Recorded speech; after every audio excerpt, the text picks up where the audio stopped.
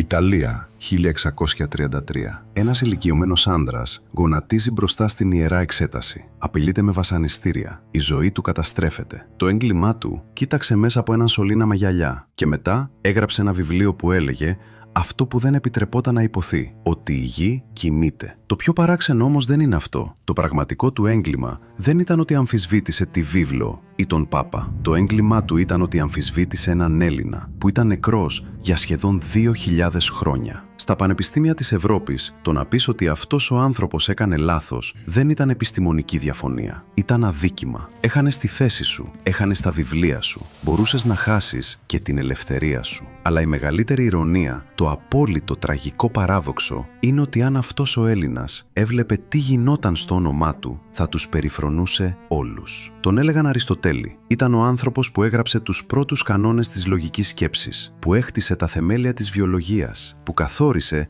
πώς λέμε ιστορίες, με αρχή, μέση και τέλος. Ο κανόνας του δουλεύει ακόμα σε κάθε ταινία που έχεις δει. Ήταν ο δάσκαλος του Μεγάλου Αλεξάνδρου και δίδασκε ένα πράγμα πάνω απ' όλα. Μην πιστεύεις τίποτα επειδή στο είπε κάποιος σημαντικός. Πήγαινε, κοίταξε, μέτρησε μόνος σου. Πώς έγινε λοιπόν αυτός ο άνθρωπος το μεγαλύτερο εμπόδιο που συνάντησε ποτέ η επιστήμη? Και υπάρχει κάτι ακόμα πιο περίεργο. Δεν χρειάστηκαν αιώνες για να ανακαλύψει κάποιος ότι έκανε λάθος. Κάποιος το είχε ήδη αποδείξει με πείραμα και το είχε γράψει και κανείς δεν τον άκουσε. Το όνομά του έρχεται στο τέλος αυτής της ιστορίας. Γιατί για να καταλάβεις γιατί τον αγνόησαν, πρέπει πρώτα να δεις τι είχε γίνει ο Αριστοτέλης. Και όλα ξεκίνησαν σε ένα σπίτι που μύριζε αίμα. 384 π.Χ.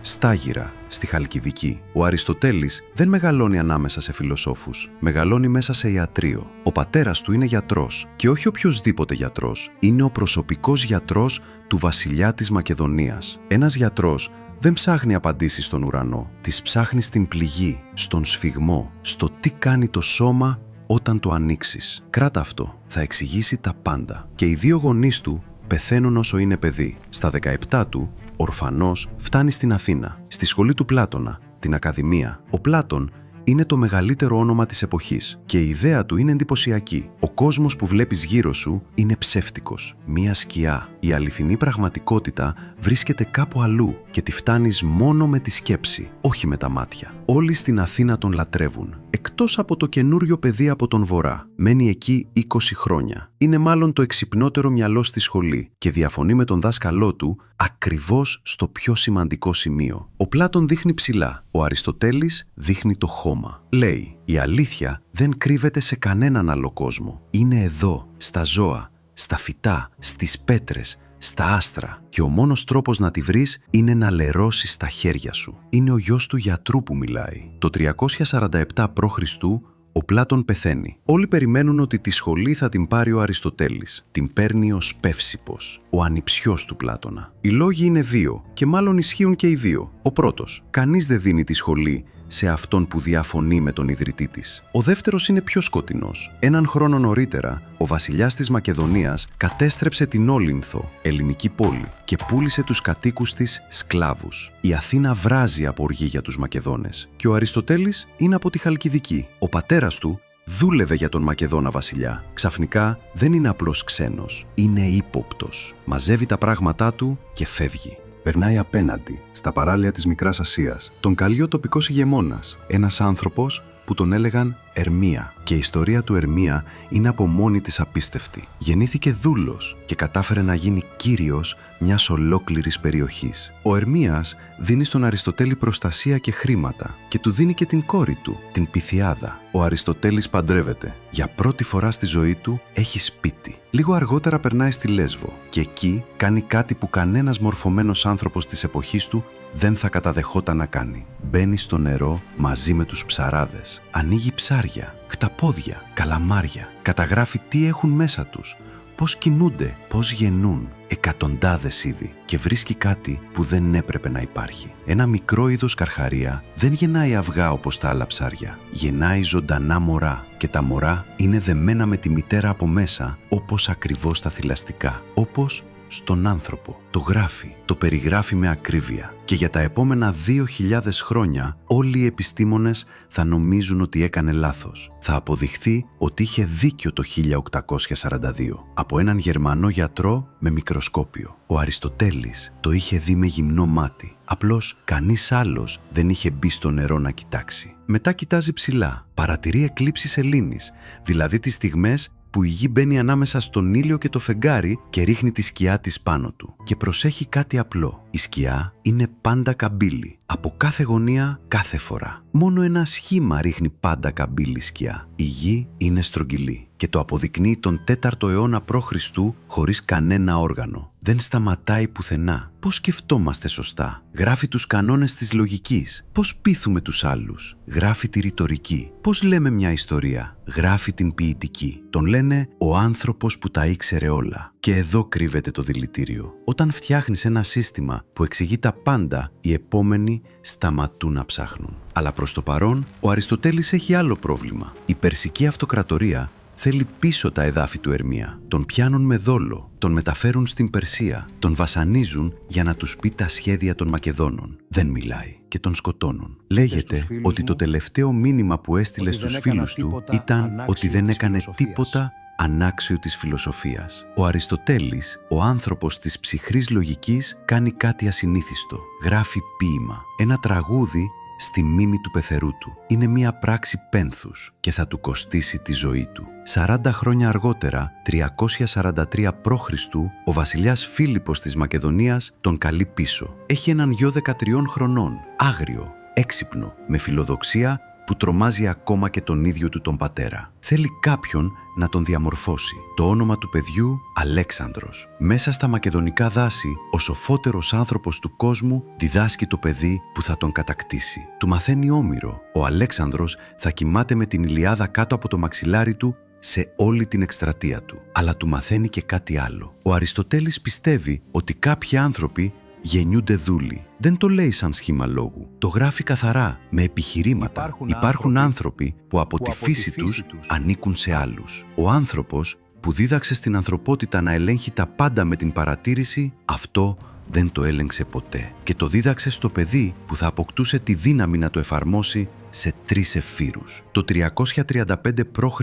ο Αριστοτέλης γυρίζει στην Αθήνα και ανοίγει τη δική του σχολή, το Λύκειο. Δίδασκε περπατώντας. Γι' αυτό τους μαθητές του τους έλεγαν περιπατητικούς. Υπάρχει μια ιστορία που θα την ακούσεις παντού, ότι ο Αλέξανδρος του έστελνε τεράστια ποσά και χιλιάδες ανθρώπους να μαζεύουν ζώα και φυτά από την Ασία. Την έγραψε ένας Ρωμαίος συγγραφέας 300 χρόνια αργότερα. Οι περισσότεροι ιστορικοί σήμερα τη θεωρούν υπερβολή. Αυτό που ξέρουμε σίγουρα είναι πιο απλό. Το Λύκειο μάζεψε βιβλία, χειρόγραφα και δείγματα σε μέγεθος που δεν είχε ξαναγίνει. Ήταν η πρώτη οργανωμένη ερευνητική βιβλιοθήκη στην ιστορία της Δύσης. Στην Ασία, ο Αλέξανδρος αλλάζει. Αρχίζει να ντύνεται σαν Πέρσης και απαιτεί από όλους να πέφτουν στα γόνατα μπροστά του. Για τους Πέρσες, αυτό ήταν φυσιολογικό. Έτσι χαιρετούσαν τον βασιλιά τους. Για τους Έλληνες, αυτό το έκανες μόνο μπροστά σε Θεό. Στον στρατό υπάρχει ένας ιστορικός που καταγράφει την εκστρατεία. Λέγεται Καλισθένης, είναι συγγενής του Αριστοτέλη και τον έστειλε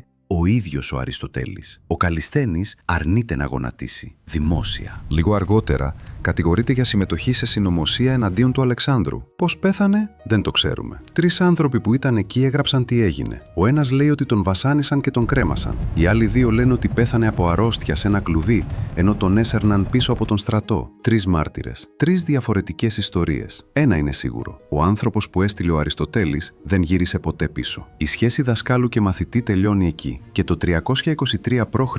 ο Αλέξανδρος πεθαίνει, ξαφνικά, στη Βαβυλώνα, στα 32 του. Αυτός ο θάνατος θα καταστρέψει τον Αριστοτέλη. Η είδηση φτάνει στην Αθήνα και η πόλη εκρήγνεται. Δεκαετίες μακεδονικής κατοχής ξεσπούν μέσα σε μία μέρα. Οι Αθηναίοι θέλουν εκδίκηση και ψάχνουν στόχο. Ο πιο βολικός στόχος είναι ο 70χρονος καθηγητής στο Λύκειο, ο δάσκαλος του Αλέξανδρου. Η κατηγορία ασέβεια προς τους θεούς. Και εδώ γίνεται πιο σκοτεινό από ό,τι φαίνεται. Ένα από τα στοιχεία εναντίον του είναι το ποίημα, το τραγούδι που είχε γράψει 40 χρόνια νωρίτερα για τον πεθερό του που βασανίστηκε στην Περσία. Τον κατηγορούν ότι τίμησε έναν άνθρωπο με τον τρόπο που τιμάς μόνο Θεό. Τον κυνηγούν για ένα ποίημα πένθους. Είναι ακριβώς η ίδια κατηγορία που 76 χρόνια νωρίτερα είχε στείλει τον Σωκράτη στον θάνατο. Ο Αριστοτέλης δεν μένει να δικαστεί. Αφήνει τη σχολή στον Θεόφραστο, τον καλύτερο του μαθητή, και φεύγει από την Αθήνα. Πηγαίνει στη Χαλκίδα. Πεθαίνει λίγους μήνες αργότερα, στα 62 του, από αρρώστια του στομαχιού. Η Διαθήκη του σώζεται μέχρι σήμερα. Μέσα ζητάει ένα πράγμα: να θάψουν μαζί του τα οστά της γυναίκας του, της Πυθιάδας. Την είχε χάσει χρόνια πριν.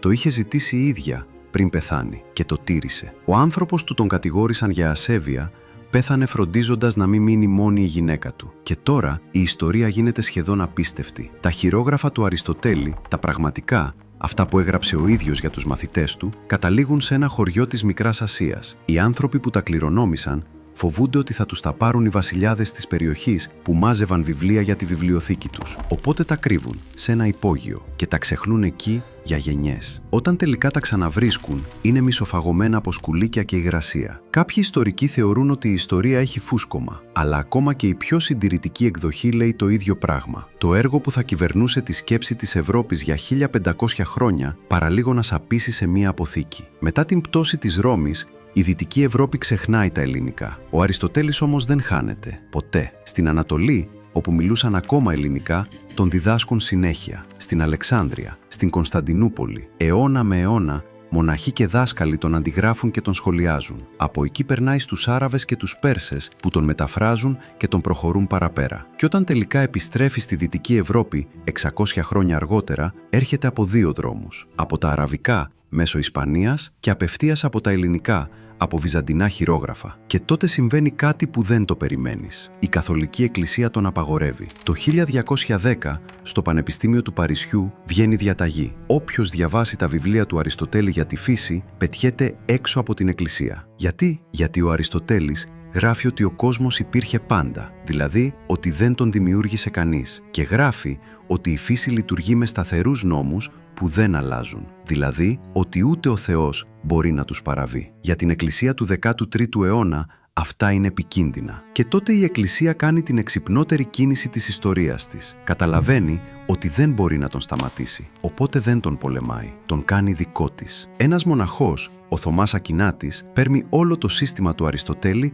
και το ενώνει με τη χριστιανική διδασκαλία. Κομμάτι-κομμάτι, χρόνια δουλειάς. Και μέσα σε μισό αιώνα, ο Αριστοτέλης περνάει από απαγορευμένος σε επίσημη φιλοσοφία της Καθολικής Εκκλησίας. Από εκείνη τη στιγμή, το να πεις ότι ο Αριστοτέλης έκανε λάθος στη φυσική δεν είναι πια επιστημονική διαφωνία. Είναι θρησκευτικό αδίκημα. Ο Αριστοτέλης είχε πει ότι η γη στέκεται ακίνητη στο κέντρο του κόσμου και όλα γυρίζουν γύρω της. Έγινε δόγμα. Είχε πει ότι τα έντομα γεννιούνται μόνα τους μέσα από τη λάσπη. Έγινε δόγμα. Και είχε πει και κάτι ακόμα, ότι τα βαριά αντικείμενα πέφτουν πιο γρήγορα από τα ελαφριά. Ότι αν κάτι ζυγίζει διπλάσιο, φτάνει κάτω στον μισό χρόνο. Πάρε δύο πέτρες, μία βαριά, μία ελαφριά. Άσε τες να πέσουν μαζί. 10 δευτερόλεπτα. Τόσο χρειάζεται για να δεις ότι είναι λάθος. Δεν το έκαναν για 1500 χρόνια. Την ιστορία τη μάθαμε όλοι στο σχολείο. Ότι κανείς δεν σκέφτηκε να δοκιμάσει μέχρι που ήρθε ο Γαλιλαίος. Δεν ισχύει. 1000 χρόνια νωρίτερα, ένας Έλληνας από την Αλεξάνδρεια της Αιγύπτου το είχε ήδη κάνει. Τον έλεγαν Ιωάννη Φιλόπονο. Πήρε δύο βάρη, το ένα πολύ βαρύτερο από το άλλο, και τα άφησε να πέσουν από το ίδιο ύψος. Μετά έγραψε ότι ο Αριστοτέλης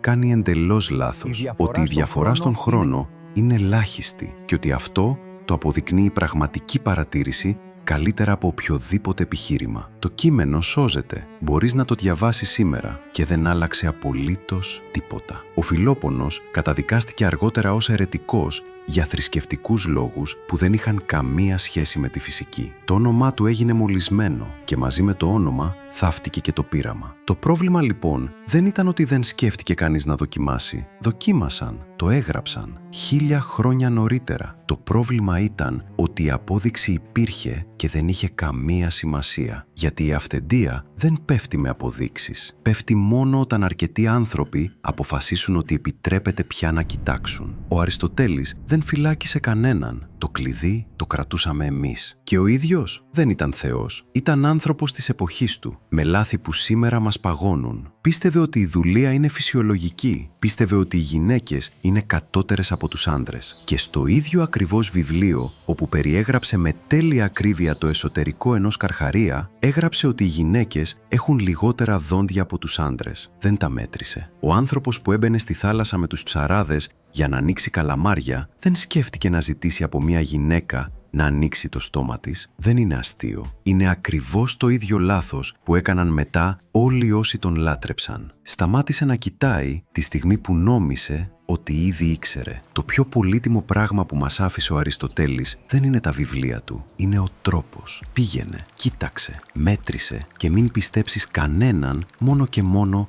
επειδή είναι κάποιος. Και η μεγαλύτερη τιμή που του κάναμε ποτέ δεν ήταν να συμφωνήσουμε μαζί του. Ήταν να χρησιμοποιήσουμε τον δικό του τρόπο για να αποδείξουμε ότι έκανε λάθος. Το ερώτημα είναι μόνο ένα. Γιατί μας πήρε 1500 χρόνια? Αν σας άρεσε, κάντε like, μοιραστείτε το με τους φίλους σας και ακολουθήστε μας για περισσότερες μικρές πραγματικές ιστορίες.